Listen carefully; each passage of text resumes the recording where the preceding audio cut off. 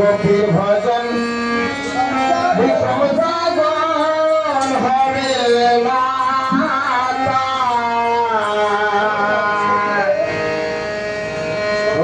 গোপীর ভজন বিশ্বজাগরণ হবে না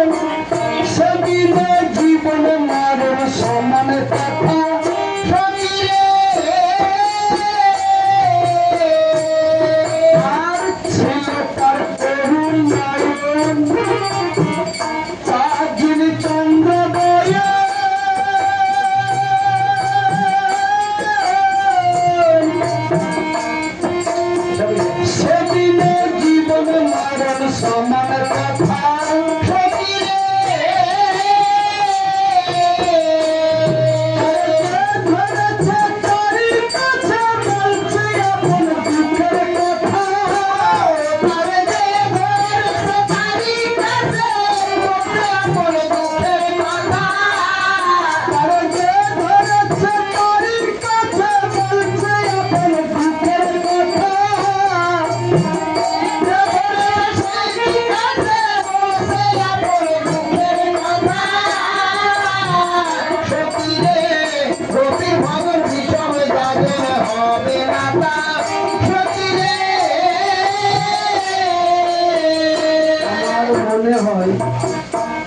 আমার মনে হয় আমার এই পুষ্প দিদি তার গুরুর কাছে মনের কথা বলেছিল। কেন? আমরা তো ছোটবেলা থেকে এই বাড়িতে কীর্তনে আসি। উপরে ছিল টালির চালা, মুলি বাঁশের বেড়া, বৃষ্টি হলে উঠানে জল জমে থাকতো। সে সময় হয়তো আমার দিদি তার গুরুদেবকে ডেকে, সরস্বতী গোসাইকে ডেকে এই মনের কথাগুলো বলেছিল যে বাবা তোমার একটা নাতি, দুটো নাতনি, এরা যেন মানুষের মতো মানুষ হতে পারে। আর তোমার নাতিকে তুমি আশীর্বাদ করো, এ যেন একদিন বড় হতে পারে, ভক্তদের ডেকে নিয়ে মানুষ করতে পারে। আমার মনে হয় সরস্বতী গোসাই আমার দিদিকে আশীর্বাদ দিয়ে, আশীর্বাদ না দিলে মানুষ ওই জায়গা থেকে এই জায়গায় আসতে পারে না। বছরে 50 জন বা 100 জন ভক্ত সেবা করাতে আমাদের কষ্ট হয়ে যায়, বছরে একদিন। আর আমার এই দিদির যে যোগ্য পুত্র অভিষেক বালা, তার মনটা কেমন? দিদি শুধু মুখ থেকে বলবে বাবা আমার না একটু ভক্ত সেবা দিতে ইচ্ছা করছে। এই জগতে এমন ছেলে কজনের হয়? সাথে সাথে অভিষেক বলছে কি, মা ভক্ত সেবা করাও, আমি তোমার পিছনে আছি, তুমি নিমন্ত্রণ করো। বছরে আমরা 3 থেকে 4 বার এই বাড়িতে অনুষ্ঠান করতে আসি। আর গুরুচাঁদ ঠাকুর কি বলেছিল? ওরে বছরের মধ্যে 10 জন ভক্ত যদি সেবা করানো যায়, সেই বাড়িতে সেই বছরের জন্য আর অন্যের অভাব হয় না। ও গুরুচাঁদের মুখের বাক্য। তাই আমার তারক গোসাই কি সুন্দর গানের মধ্যে বলে দিল, তুমি যদি তোমার গুরুর শিক্ষক পড়তে মনপ্রাণ জীবন যৌবন দিয়ে দিতে পারো, তোমার আর ভয় থাকবে না। তোমার গুরু তোমার কান্ডারি হয়ে তোমার কষ্টকে দূর করে দেবে। তাই গানের মধ্যে বলে দিলেন, তবে যে ধরেছে তারি কাছে বলছে আপন দুঃখের কথা, তারে যে ধরেছে তারি কাছে বলছে আপন দুঃখের কথা, তারে যে ধরেছে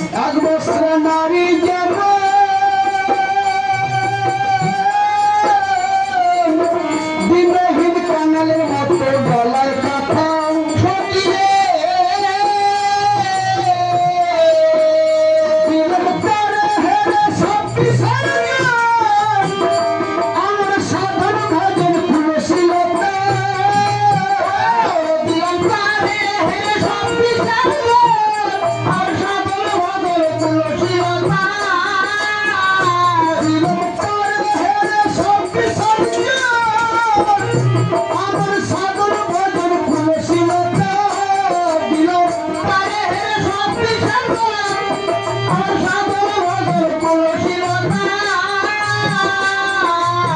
সখী রে সখী রে সখী রে গোপী ভবন ভীষণ গাজন হবে মাতা সখী রে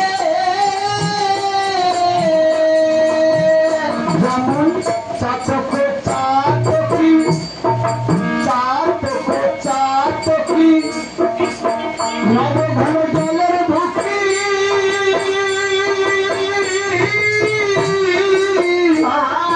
অন্য জল দেখলে সে কি নোয়ার মাথা সখী রে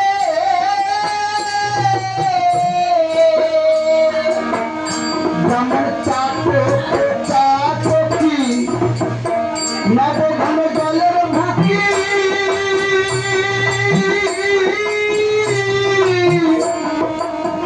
অন্য জল দেখলে সে কি নোয়ার মাথা সখী রে যেমন সতীর গতি প্রাণপতি বিরামরে প্রতিব্রতা যেমন সতীর গতি প্রাণপতি বিরামরে প্রতিব্রতা ঘরের রমণী যদি ভালো হয় সেই সংসারখানা স্বর্গের সুখ বলা হয় সেই ঘরের এই ঘরের রমণীকে আমার পুষ্প দিবি আমার দাদা কিন্তু এত ভক্ত ছিল না যখন ছোট ঘর ছিল দিদি তো ভক্ত মানুষ আর দাদা বলতো কি আমারও বলছে আগে আমি বলো বলে দেখো আমি তো কাজ না করলে তো সংসার চলবে না আমি বলি তা তো ঠিক তাই আমি সারাদিন কর্ম করি এই সংসার ছেলে মেয়েদের মুখে দুটো অন্ন তুলে দেওয়ার ব্যবস্থা করি আমি করব কর্ম আর তোমার দিদি ঘরে বসে করবে ধর্ম কত সুন্দর কথা দাদা আমাদের মতো এইভাবে ভক্তের চরণধুলি মাথায় না নিলেও সে একজন ভক্ত ছিল এই কথাগুলো ভক্ত মানুষের হয় যে আমি করব কর্ম আর তোমার দিদি করবে ধর্ম তাতেই আমার সব হয়ে যাবে মর্ম কত সুন্দর দেখো সে কিন্তু তার কথা রেখেছে ছেলে মেয়েদেরকে এক একটা জায়গায় পৌঁছে দিয়ে সে নিজের দেশে চলে গেল আর আমার দিদি সতী রানীর মতো এখনো সেই স্বামী ভক্তি গুরু ভক্তি ঠাকুরকে এমন ভাবে ভক্তি করে যা দেখলে পরে সত্যি খুব ভালো এই জগতে আমার দিদির মতো ভক্ত খুব কম দেখা যায় মাগো হয়তো বললে অনেকে মনে করবে কি বলছে সত্যি করে আমরা তো প্রায় দেশ বিদেশ ঘুরে বেড়াই এমন ভক্ত চোখে খুব কম পাবে যাই হোক তাই বলছে যদি সতী নারীর মতো হওয়া যায় যদি সতী নারীর মতো থাকা যায় তুমি যা চাইবে তাই পারবে এই দুনিয়ায় ভগবান ঢেলে রেখেছে বলছে ওরে তোরা শুধু নে তা আমরা তো নেওয়ার মতো কর্ম করতে পারি না মা যদি নেওয়ার মতো কর্ম করতে পারতাম আমাদের অভাব থাকতো যেমন সতীর গতি যেমন সতীর গতি প্রাণপতি দিলে মরে প্রতিব্রতা যেমন সতীর গতি প্রাণপতি দিলে মরে প্রতিব্রতা যেমন সতীর গতি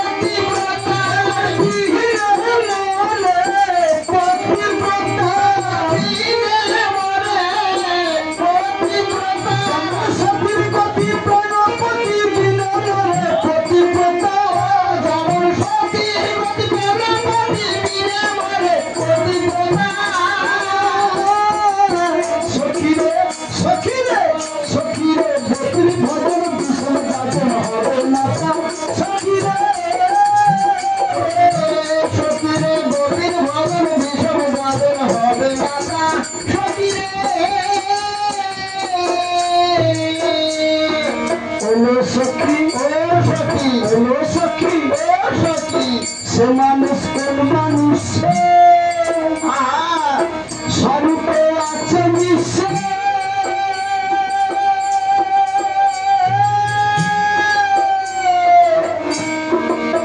তার পায় না দিশে স্বরূপ কোথা সখী রে।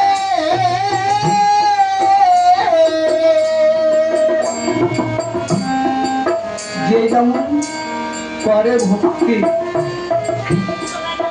তার গুরু তাকে দেয় তত শক্তি। কেমন আজকে শরৎ ঠাকুর উঠে গেছে আমার এই পিসিমায়ের গুরুদেব, শরৎ ঠাকুর উঠে গেছে আজ হচ্ছে 43 বছর। এই 21শে আশ্বিন, আজ ক তারিখ? আশ্বিন মাসের 11 তারিখ। আশ্বিন মাসের 21 তারিখে শরৎ ঠাকুরের জন্মদিবস পালন করা হয়। এবারে 43 বছর পড়ল, তিনি আমাদের ছেড়ে চলে গেছে। শরৎ ঠাকুর যে খড়মখানা পড়তো, যে জুতোখানা পড়তো, সেই জুতোখানা আমার এই পিসিমায়ের বাড়িতে আছে। ভাবতে পারেন ভক্তি কেমন। পিসিমা সুন্দর একটা কাঠের বাক্স তৈরি করেছে মিস্ত্রি দিয়ে, বাক্স তৈরি করে তার গুরুদেবের জুতোখানা সেই বাক্সের মধ্যে রেখে দিয়েছে।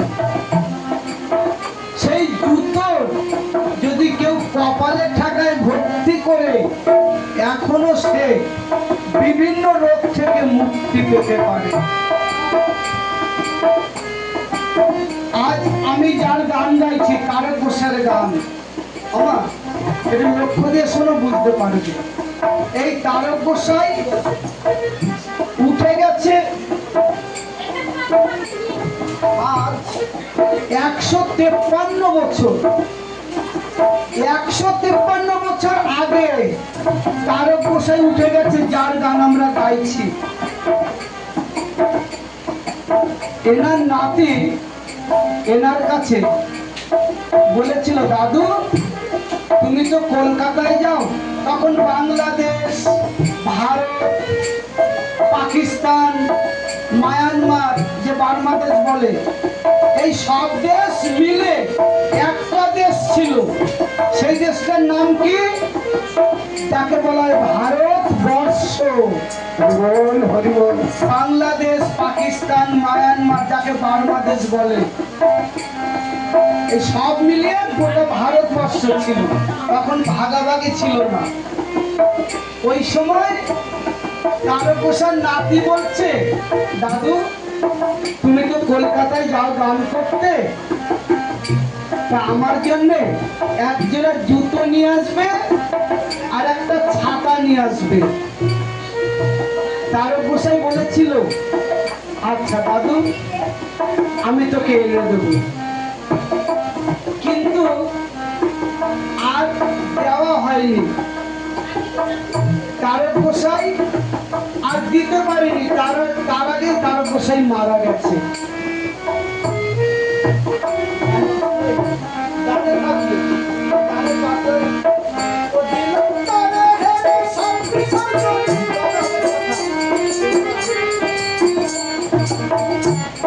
কি হলো? নাতিকে জুতো আর ছাতা কলকাতা থেকে কিনে দেবে, তার আগেই তারকেশ্বর মারা গেছে।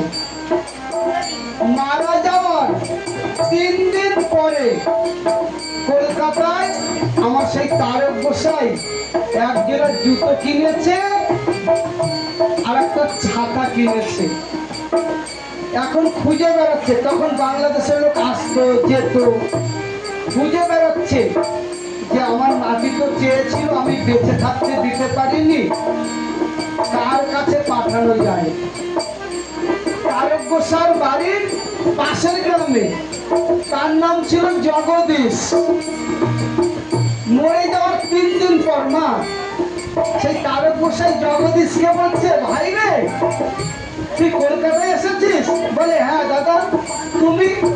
বলে আমি তো আমার নাতির জন্য একজোড়া জুতো আর ছাতা কিনতে এসেছিলাম।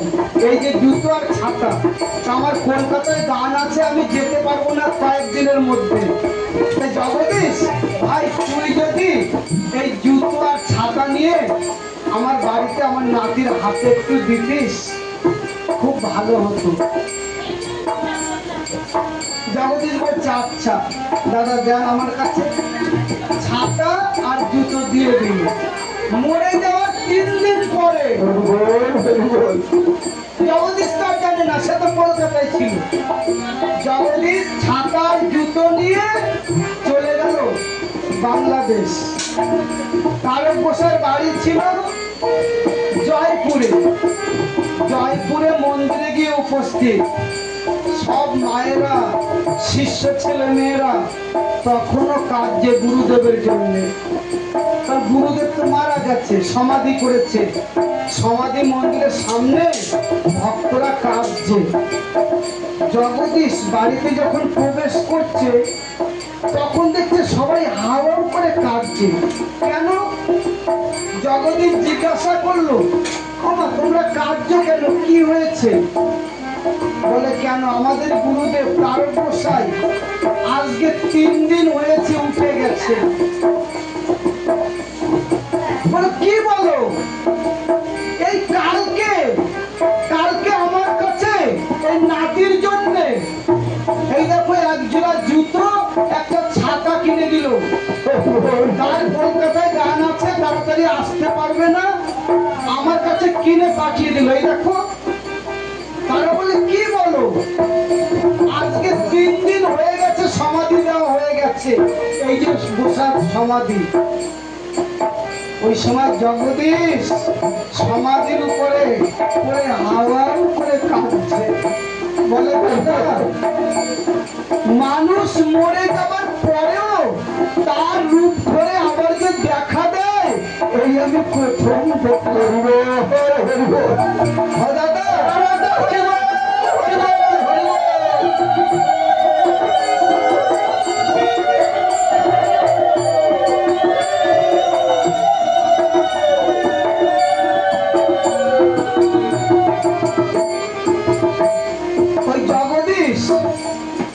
জুতো দিল, এই গোসাই দিয়েছে। নাও সেই জুতো এখনো জয়পুরে তারকেশ্বর মন্দিরে আছে। সেই জুতো মাথায় নিয়েছিলাম। ছাতার কাপড়গুলো নেই, ছাতার বাঁটখানা আছে, লোহাগুলো জং করে নষ্ট হয়ে গেছে, হয়তো আছে তো। আর বাঁটখানা ছিল বেতের বাঁট, কোনো অক্ষয়, নষ্ট হয় না। সেই ছাতার বাঁটখানা আছে আর জুতো জোড়া আছে। তাই এইসব মানুষের, এরা কোনোদিন মরে না। এই যে শরৎ ঠাকুরের কথা বললাম, তারকেশ্বর কথা, এরা মরে না। এদের যদি তুমি ভক্তি করে 2 চোখের জল ছেড়ে দিয়ে ডাকতে পারো, এরা তোমাকে কৃপা করবেই। তাই আমার তারক গোসাই গানের ভাষায় বললেন, সে মানুষ কোন মানুষে, সে মানুষ কোন মানুষে স্বরূপে আছে নিঃশ্বে, তারকের পায় না দিশে সে রূপ কথা।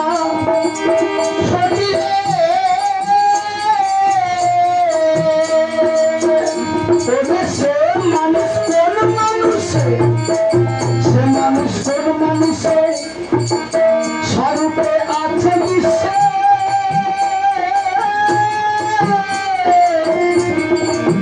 তারপর পায় না দিশে সে রূপ কথা।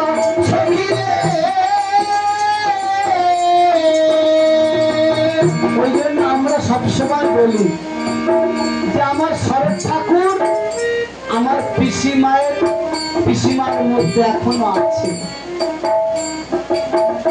আমার সরস্বতী ঠাকুর আমার দিদির মধ্যে এখনো আছে। আছে বলে তারা এখনো তার নাম গুণাগুণ কীর্তন করতে পারছে। আমাদের গোসাই গুরুদাস ঠাকুর আজকে আজ 6 বছর চলে গেছে আমাদের গুরুদেব। তাই আমরা আমার গুরুর কথা মনে করতে পারি না, মনে রাখতে পারি না। আর আমার পিসিমা, এনাকে যদি জিজ্ঞাসা করা হয় পিসি কেমন আছো, বলে আমার শরৎ ভালো রেখেছে, ওই যে গুরুর কথা স্মরণ করছে। দিদিকে যদি বলা হয় দিদি তুমি কেমন আছো, বলছে আমার সরস্বতী ভালো রেখেছে। এই যে গুরু, এরা হৃদয় মাঝে গুরুকে গেঁথে নিয়েছে মালার মতো। যারা মালার মতো গুরুকে হৃদয়ে গেঁথে নিতে পারে তাদের গুরু কৃপা না করে পারে। আর আমার গুরু চলে গেছে, তাতে একবারও মনে পড়ে না। তা আমরা তার কৃপা পাবো কি করে? সে মানুষ কোন মানুষে স্বরূপে আছে বিশ্বে,